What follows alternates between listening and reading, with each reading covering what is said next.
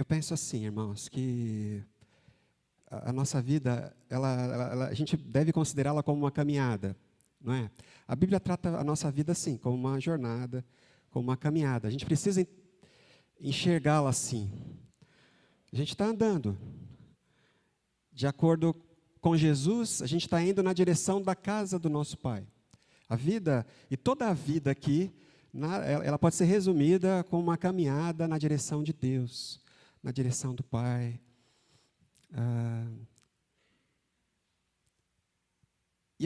Na medida que a gente vive, né, a gente vai andando nessa estrada da vida, a gente sabe para onde estamos indo. A gente sabe.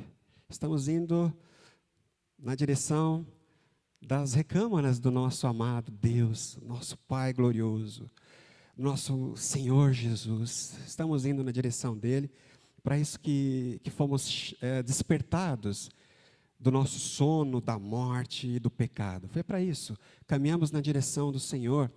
Só que na medida que a gente caminha, essa nossa vida, que é uma vida em Cristo agora, que é uma vida cristã, nós às vezes nessa estrada, a gente olha para um lado e olha para o outro, e as coisas vão nos chamando a atenção, né? A paisagem nos chama a atenção, e de repente a gente acaba distraído.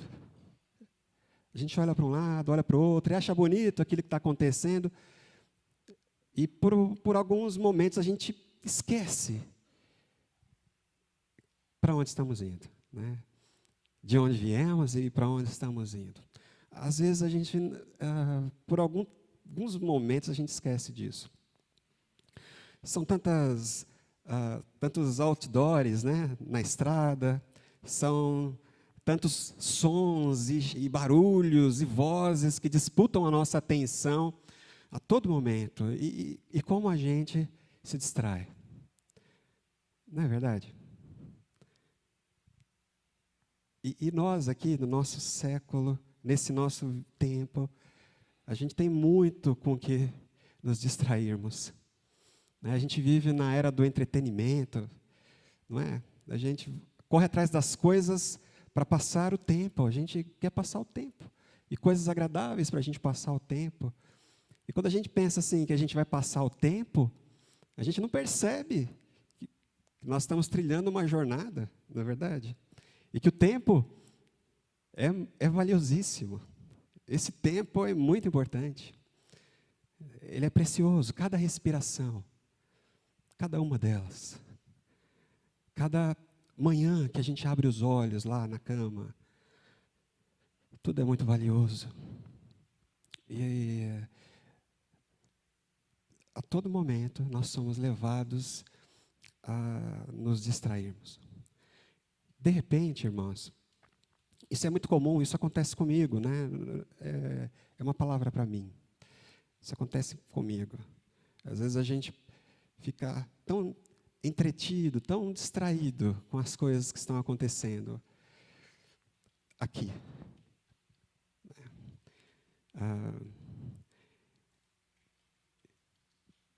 E de repente algumas coisas acontecem na nossa vida. De repente algo acontece e nós despertamos. Isso acontece muito com a dor, isso acontece muito com o sofrimento. Não é à toa que a Bíblia fala tanto a respeito disso. Não é à toa que quando Jesus veio, o próprio Deus esteve entre nós, ele se identificou tanto com as pessoas que sofrem, né? Felizes os que choram, felizes os moídos, felizes os pequenos, não é? De repente, irmãos, e foi o que a gente, é o que nós estamos vivendo, né? Então, hoje ainda, a gente vai lembrar um pouco desse tempo que nós estamos vivendo, que é um tempo de luto, né? Para você que está visitando, né, você não sabe que nós perdemos uma irmã recentemente aqui da nossa comunidade, semana retrasada, né? E A gente não pode perder a oportunidade de recalibrar a nossa bússola, né? Vamos dizer assim, a nossa rota, nossa trajetória. É tempo de nós chamarmos a atenção para aquilo que é de fato importante na vida. E é por isso que nós vamos hoje nos dedicarmos um pouquinho mais a esse trecho aqui de Hebreus. Vamos fazer isso, então? Lembrando, antes de abrir em Hebreus, vamos abrir lá em Eclesiastes. Capítulo 7 de Eclesiastes. Acho que ajuda também a gente entender.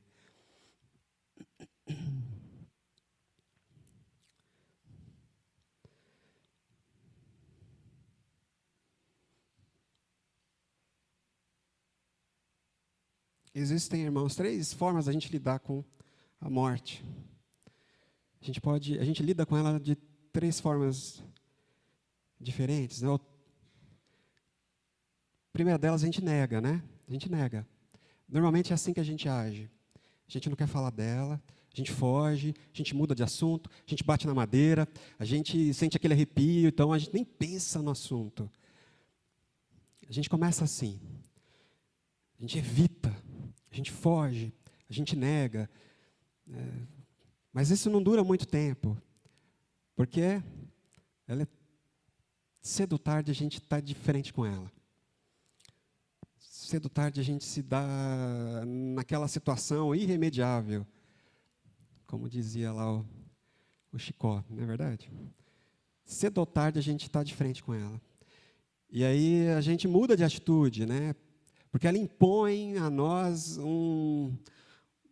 uma condição de medo, de pavor.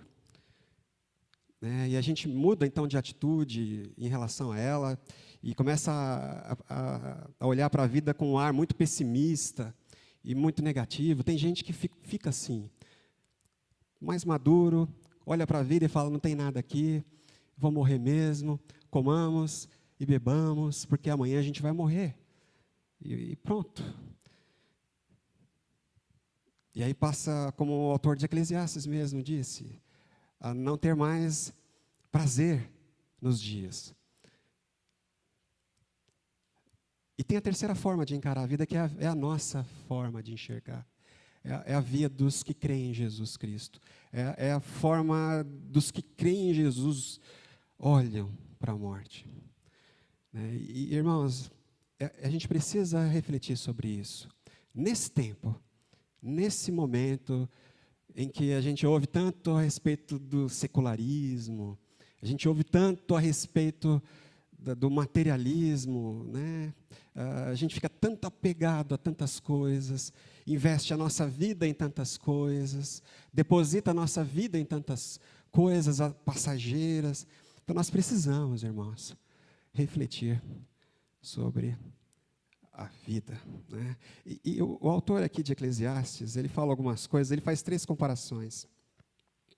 E a gente vai pensar um pouquinho sobre elas. Né? Versículo 1 de Eclesiastes. Um bom nome é melhor do que um perfume finíssimo.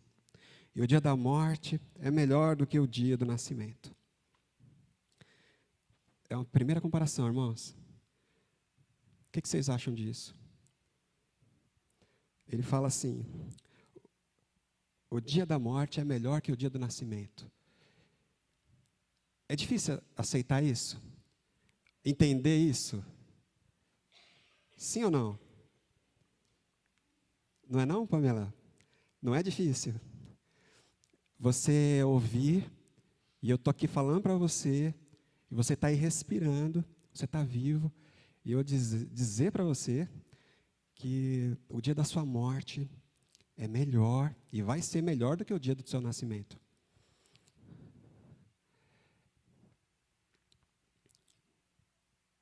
Não é uma coisa fácil de engolir, não é verdade? Eu acho difícil de engolir isso aqui. Acho difícil de entender. Ele faz mais uma comparação. É melhor ir a uma casa onde há luto do que uma casa que está em festa. Pois a morte é o destino de todos e os vivos devem levar isso a sério.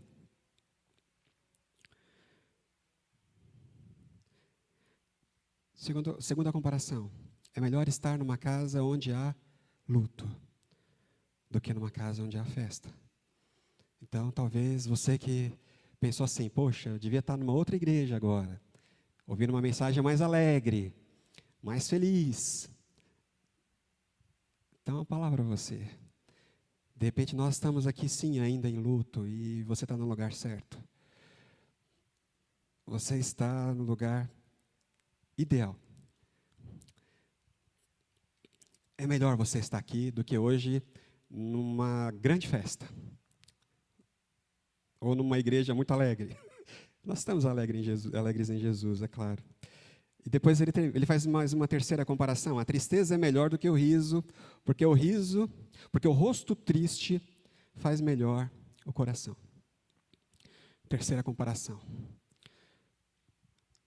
É melhor um rosto triste, porque o rosto triste aformoseia o coração, transforma o coração.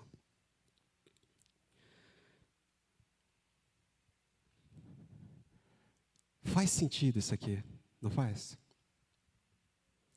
Difícil de engolir, é difícil, é meio indigesto, mas faz sentido. E como faz sentido? Para aqueles que estão na fé em Jesus.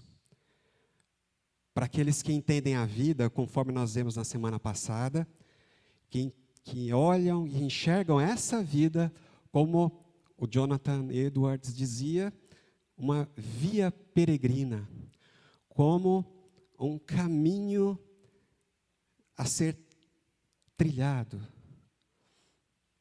Para aqueles que entendem essa vida como passagem. Faz sentido. E hoje nós, mais um pouquinho, estamos refletindo sobre isso. Nós estamos aqui dando oportunidade para o Espírito Santo de Deus acertar, irmãos, a rota da nossa vida. Antes de você ponderar aí no seu coração a respeito dos seus projetos, a respeito dos seus alvos de vida, mais uma vez, o Espírito Santo te dá uma oportunidade para você refletir sobre a sua jornada, a sua caminhada, a sua trilha a seguir, sobre a sua vida. Amém? Não é verdade? Hoje Deus quer que a gente pense um pouquinho sobre a nossa trajetória, sobre a nossa jornada.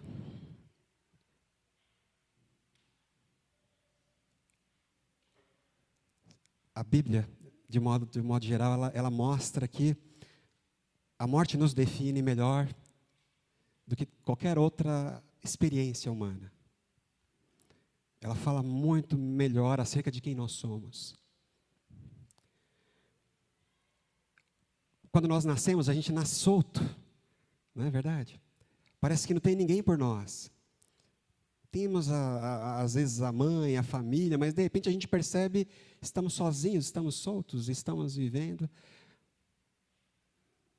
Somos trazidos, né, à existência e, de repente, a gente começa a pensar, para onde eu vou? O que eu vou fazer? Tantas possibilidades. De onde eu vim? Quem eu sou? A quem eu devo temer? Para onde eu vou direcionar minha vida?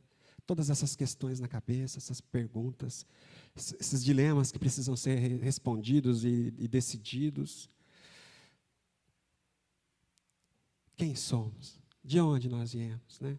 Tantas dúvidas, tanto vazio, tanta necessidade.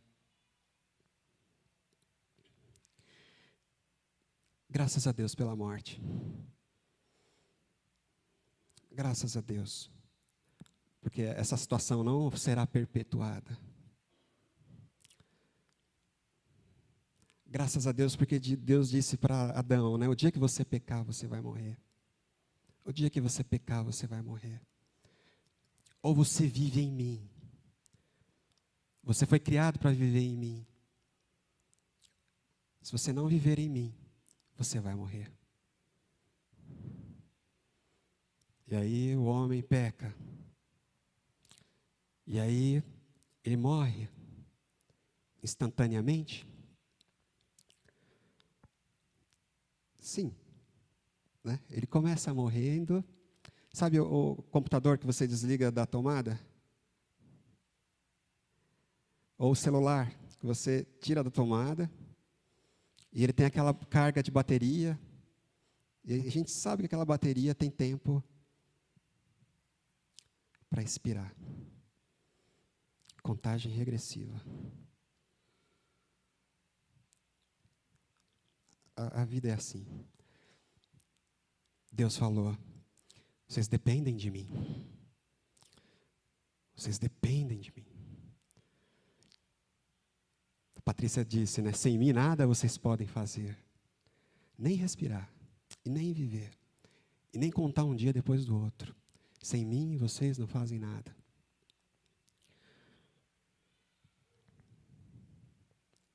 É a morte que vem nos lembrar disso, irmãos. Ela nos mostra quem de fato somos. Carentes de Deus. Somos carentes de Deus. Como nós precisamos dele, né? Não é só o Paulo que precisa de Deus para viver. Todos nós precisamos desesperadamente dele. A cada dia. E se nós não nos damos conta disso, irmãos, então, às vezes a nossa vida dá uma chacoalhada.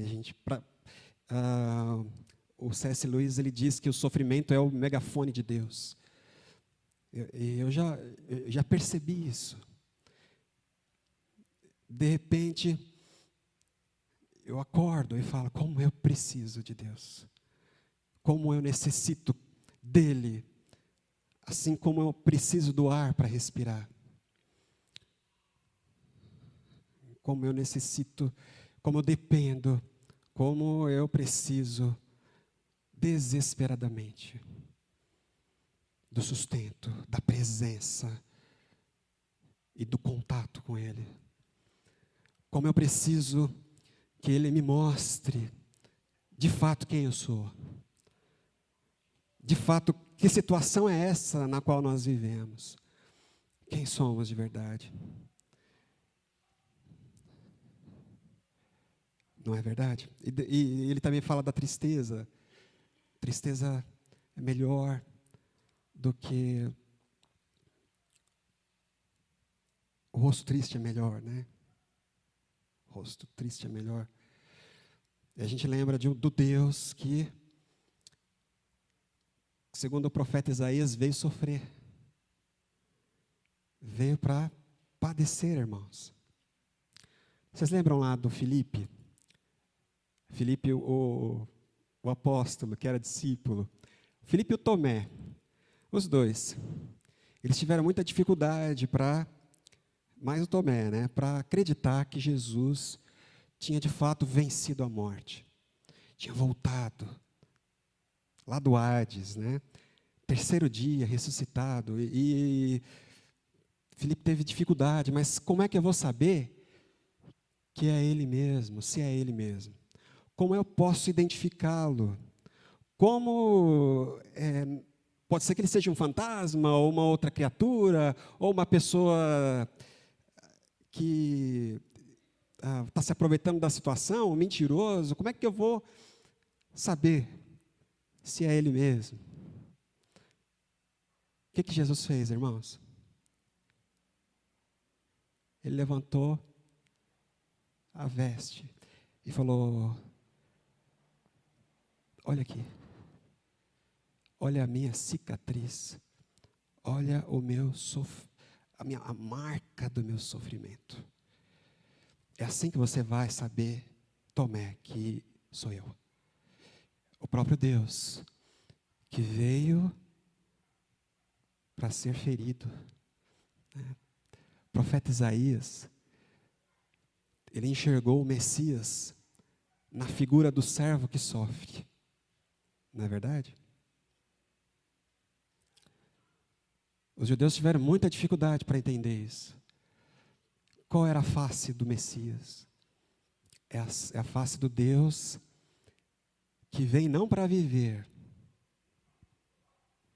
vem para morrer. Do Deus que não veio viver eternamente aqui na terra. Ele veio especificamente para enfrentar a morte. Que morte? A minha. A sua morte. Ele veio morrer a sua morte. E foi isso que ele fez. Ele morreu a minha morte. Ele morreu a sua morte.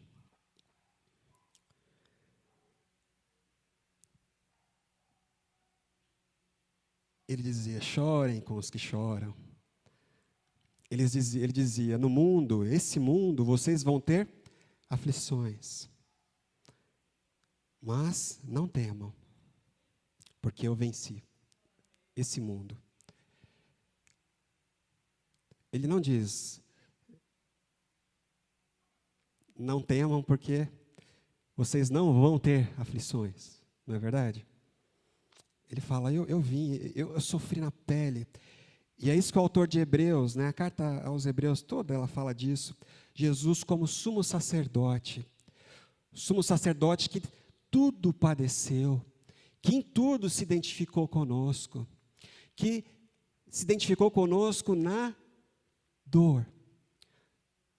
Ele chega a dizer que Jesus aprendeu a obedecer ao Pai pelas coisas que ele sofreu, pelo seu sofrimento, pelas suas marcas, pelas suas cicatrizes.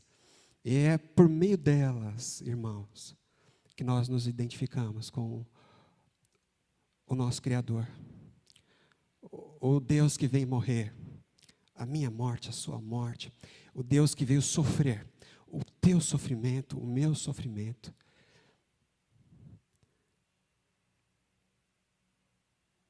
Não quer dizer que nós não vamos sofrer.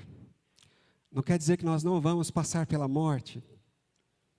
Não. Sabe o que quer dizer, irmãos? Que nós vamos sofrer acompanhados agora. Estamos acompanhados ao lado do nosso sumo sacerdote. Quer dizer que nós não vamos mais morrer sozinhos. Morremos agora em Cristo.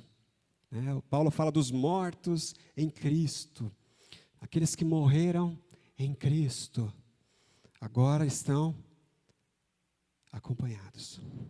Agora morrem em Jesus. Para nós faz muito sentido tudo o que o autor de Eclesiastes disse. A gente não foge do sofrimento, irmãos. A gente não foge da possibilidade, né? A gente sabe que o dia ou outro a gente vai ter que passar por momentos difíceis. A gente sabe que tem subida e tem descida na vida. Nós estamos preparados. Estamos preparados. Só cristão está preparado. E a gente tem aí ao longo de toda a história, é isso que o autor de Hebreus fez, Hebreus capítulo 11, de fazer aí um achado, de colocar nesse capítulo homens e mulheres que viveram assim. Viveram de forma tal as suas vidas.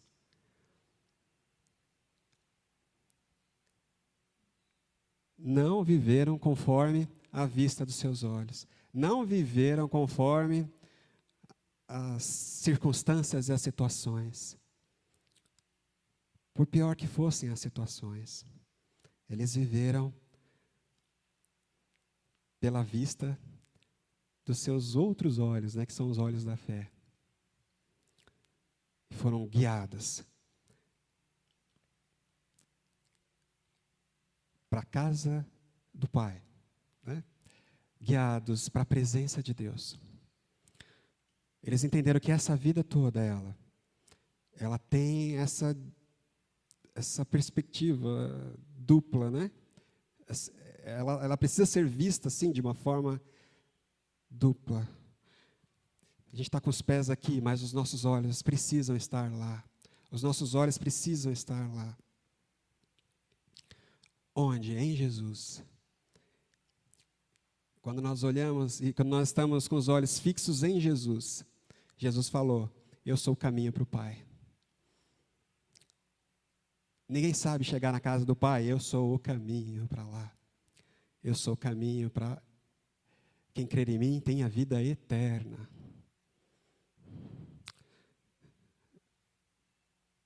E aí nós nos lembramos de tantos homens que viveram assim.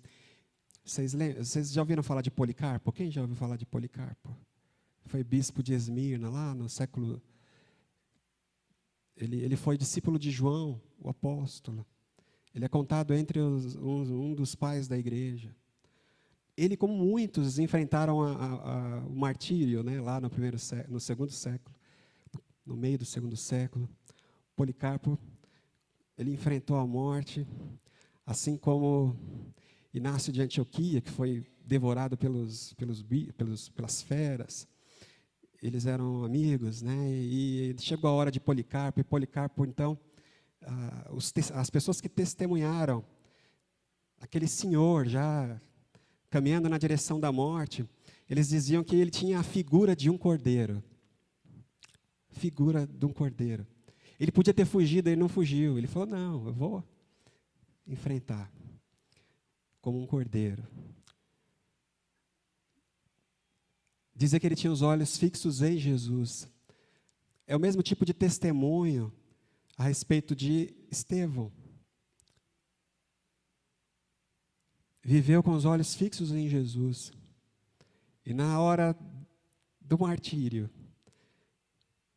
seus olhos ainda estavam fixos em Jesus. E ele contemplou o Senhor Jesus. E aí dizem que ele ficou com o rosto de anjo. Paulo ficou tão... o apóstolo Paulo ficou tão mexido com essa cena. Algum tempo depois, ele teve um encontro com Jesus. Aquilo chocava. Essas pessoas não temem nem a morte? Que fé é essa, irmãos? Que fé é essa? Capaz de aquecer o nosso coração, de forma a nós não temermos mais nada, nem ninguém. É a fé que a gente precisa, irmãos. Nós somos pastores aqui na comunidade, a gente não pode perder de vista isso. Os antigos, eles falavam mais dessas coisas, né? Eu já disse isso a semana passada. Às vezes a gente fica, somos pragmáticos, né? A gente quer ver as coisas aqui e agora. A gente fica muito preso aqui e agora. Mas hoje é tempo de nós, mais uma vez, com os olhos fixos em Jesus, o autor e consumador da nossa fé, olhando firmemente para Ele, a gente nos vermos nessa jornada na direção da casa do Pai, na direção dEle.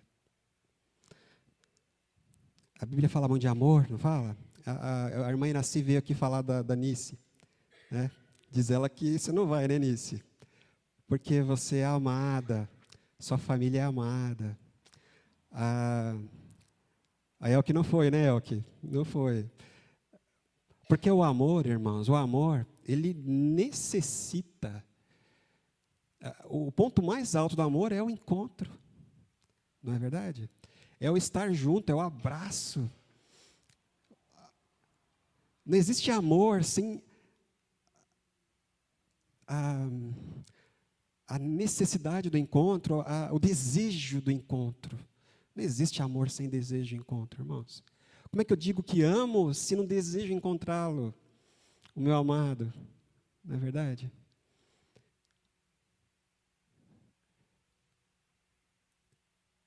A gente precisa dessa fé, que vai nos colocar numa posição de nos relacionarmos com Deus, a ponto de desejarmos sua presença. Aqui e na eternidade. Nós precisamos dessa fé. Fé é a certeza das coisas pelas quais esperamos e a prova da realidade das coisas que não podemos ver. Fé é a certeza daquilo que esperamos, é a prova das coisas que não vemos. Ou fé é o firme fundamento das coisas que se esperam e a prova das coisas que se não veem. Para aqueles que estão na caminhada, para aqueles que já estão olhando para Jesus, firmemente para o autor e consumador da fé, na direção da presença do Pai, para aqueles que já se encontram assim. A fé, então, ela é o antegozo, irmãos. Eu preciso de fé, porque através da fé eu sinto sabor, eu sinto o cheiro. A fé, ela é substância das coisas invisíveis. Nós precisamos dessa fé. A fé que acalenta o coração. Nos momentos de maior dificuldade, maior angústia, em que tudo e todos dizem, você está sozinho.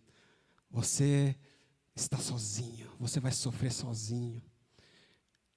É a fé que abre os nossos olhos para a verdade. É a fé que nos traz o aroma, a substância da realidade. Não estamos sozinhos. Somos alvos do amor de Deus. O Deus Criador de todas as coisas veio sofrer por mim. O Deus Criador veio morrer por mim. Ele morreu para que eu viva agora a vida dele. Não mais a minha vida, não mais eu, mas agora a vida dele. Agora eu vou para ele. Agora eu o sigo.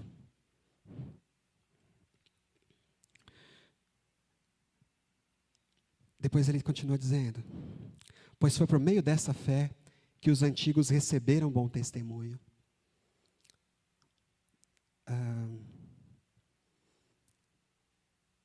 Quando a gente olha para os homens de fé do passado, e a gente lembra de alguns homens e mulheres de fé que a gente conhece, e a gente fica tentando imitar a fé deles, e fala, poxa, por que com eles era diferente? Por que com eles era assim, dessa forma?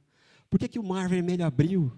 E a gente fica querendo que o mar vermelho abre de novo e não abre. Moisés, né, enfrentou todas aquelas coisas, Davi, aquele gigante. Por que com eles aconteceu? Eles deram 7 voltas em Jericó, caiu os muros. E os apóstolos, né, e Policarpo, e todos esses homens do passado, por que com eles foi assim?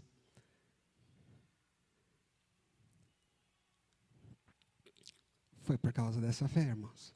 Eles simplesmente viram.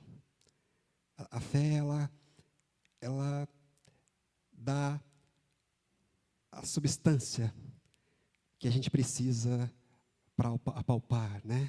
Não é algo invisível, não é conto da carochinha, não é lenda, não. A fé que Deus colocou no seu coração e no meu coração,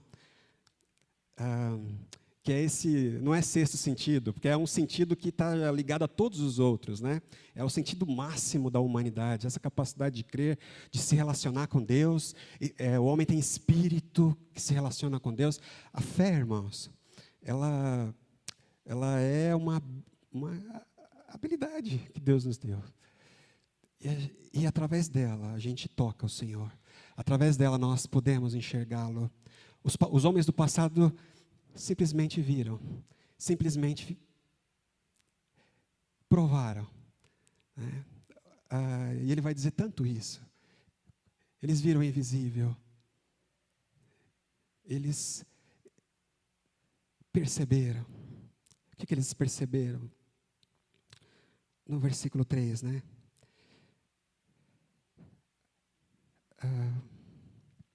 Pela fé, entendemos que o universo foi formado pela palavra de Deus, de modo que o que se vê não foi feito do que é visível. É dessa fé que a gente precisa. É a fé que nos mostra que essa realidade que a gente toca, ela está sob está em cima de uma outra realidade que é maior, que é superior, que deu origem a ela. Olha só, irmãos, eu acho isso tão lindo. E eu fiquei refletindo sobre isso essa semana, né? Eu pensava, poxa vida, olha só, tudo que existe, tudo que é visível, tudo que pode ser verificado através de evidências materiais, tudo isso, eu, você, os nossos corpos, esse mundo, essa realidade que nós percebemos aqui, ela foi gerada por uma outra realidade. Ela foi trazida à existência por uma outra realidade que nós não podemos enxergar. Essa outra realidade, ela é superior, ela é a base. Segundo o autor aqui, são os fundamentos que a gente precisa para viver. É a nossa estrutura, né? O mundo e essa realidade invisível deu origem a essa que nós podemos enxergar, a tudo que é visível, a tudo que é evidência, a tudo que é circunstância na sua vida, na minha vida, tudo que é verificável na nossa vida, todas as nossas experiências, tudo isso está sobre uma outra realidade de um Deus criador. A Bíblia mostra qual é. Gênesis capítulo 1, João capítulo 1, é uma realidade que nasceu dentro do próprio ser de Deus. Antes de Deus não havia nada a não ser Deus. E Deus criou, segundo capítulo 1 de João, nele foram criadas todas as coisas.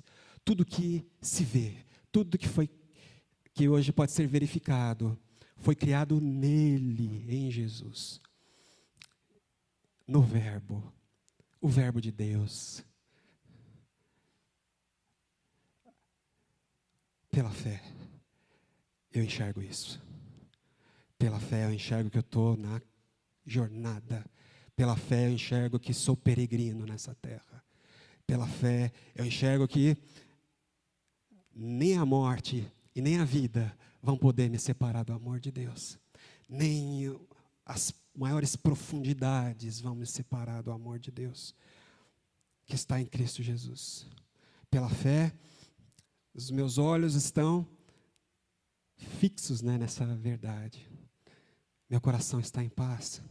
A paz de Deus excede todo entendimento, ninguém explica. Ela conforta os corações. E aí você vai ser aquele homem, aquela mulher de fé, que alguém vai virar, mas sua vida está desmoronando. Como é que você está em pé? Aí você vai olhar para ela e vai dizer que eu estou olhando a verdade, eu estou olhando além, sou fruto do amor de Deus. Ele veio vencer esse mundo por mim. Por isso ele me disse, não temas, não tema, tudo aquilo que você foi enfrentar, não tema, eu venci, eu venci. Eu venci. Somos uma comunidade que espera, irmãos. Nova esperança. Uma comunidade cheia de esperança na obra de Cristo Jesus. Nós estamos aqui porque os nossos olhos viram. E nós estamos conhecendo e prosseguindo em conhecer o Senhor.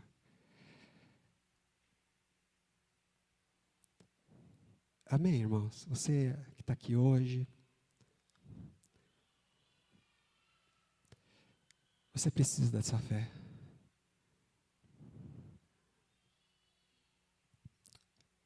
É algo poderoso. Poderoso. Vamos baixar a cabeça para fazer uma oração. Coloque seu coração diante de Deus.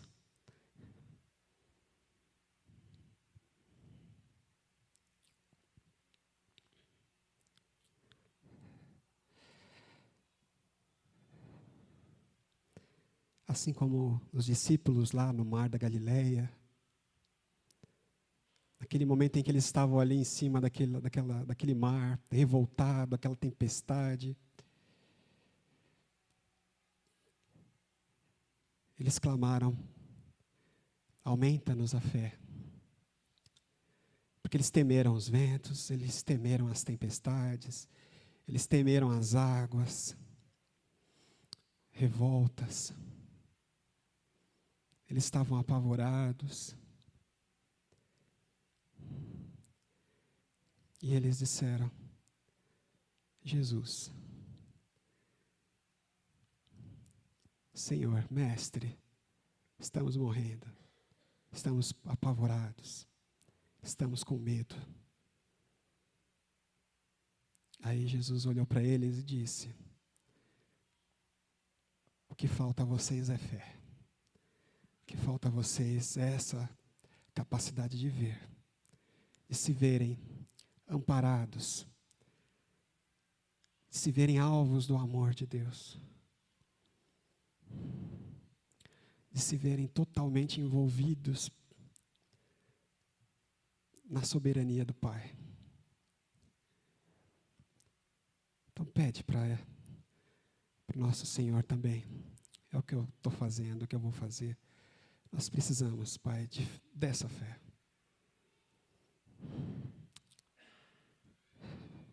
Senhor, nós estamos aqui, meu Deus, diante da Tua palavra. Nós estamos aqui, Pai, com o nosso coração quebrantado, ante tantas coisas que têm acontecido conosco, tantas dificuldades que nós passamos. Estamos aqui porque sentimos uma carência tão grande de Ti, Pai. Nos vemos tão necessitados do Senhor.